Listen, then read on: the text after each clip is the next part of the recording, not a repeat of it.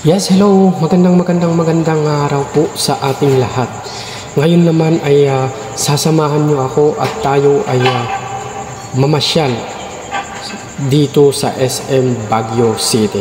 Ang SM Baguio City ay isa sa pinakamaganda at pinakamalamig at pinakamatipid na SM dito sa buong Pilipinas. Yan po, kasama ko ang aking dalawang anak na si Precious at saka si Tantan. Yan po, panoorin po nyo kami. Sana hindi po kayo magsawa, ano? Sasamahan nyo ako sa aking paglalakbay dito sa SM Baguio. At ito na nga, habang pumapasok kami, naglalakad papasok, ay nai-enjoy na namin yung lamig dito sa loob ng SM. At alam nyo ba na ang SM na ito ay wala pong aircon ang mga ito. So unang-unang pinuntahan namin ay nagpunta kami doon sa bandang dulo, kung saan doon sa second floor pa lang to, doon sa may view sa bandang harap. At natatanaw nyo po dito yung mga nagsisigandahan. Yung nakikita nyo na yan ay yung mga gusali na bandang Bornham Park. So yan po, napakaganda po ang SM. At yan po, umakyat kami sa pangatlong palapag. At yan po, sinisilip ng aking bunso yung pinakababa ng SM Baguio. Yan po, napapanood nyo po, napakaganda po at kakaiba po yung pagkagawa ng SM na ito. Dahil napapansin nyo po, iba po yung design. Kung kayo po ay nakapunta ng iba't ibang SM dito sa Pilipinas, gaya ng Mall of Asia,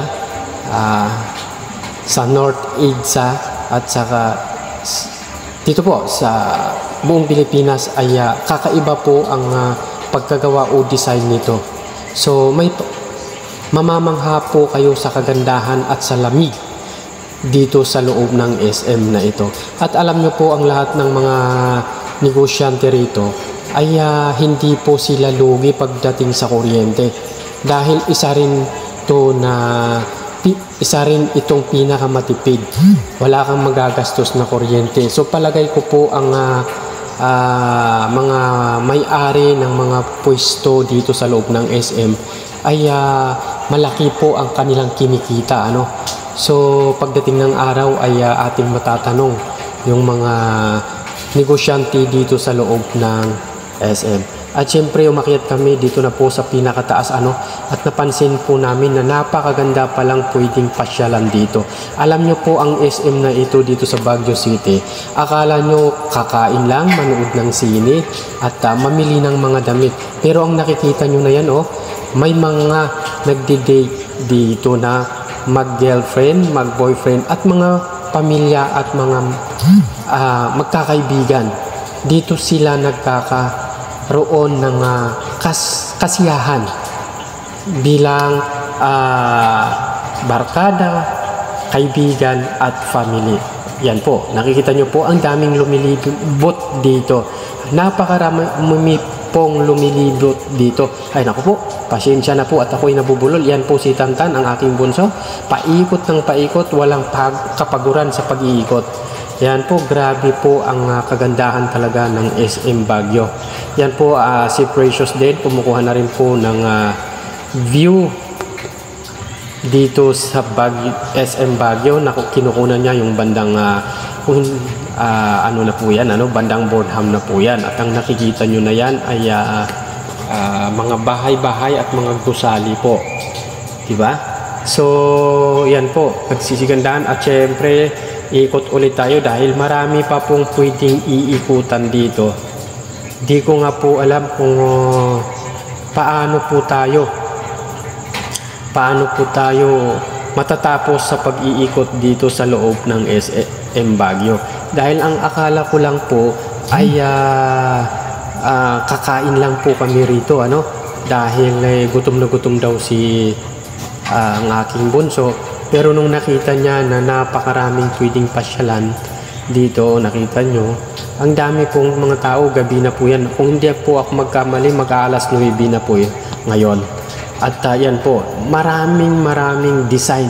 At nakikita nyo po yun, may mga ilaw-ilaw. Actually, hindi po Pasko ngayon, pero may mga nakikita kayong mga ilaw dito sa loob ng SM. Yan po, at syempre kumuha rin ulit ako sa bandang, ang nakikita nyo na yan ay bandang Harrison Road.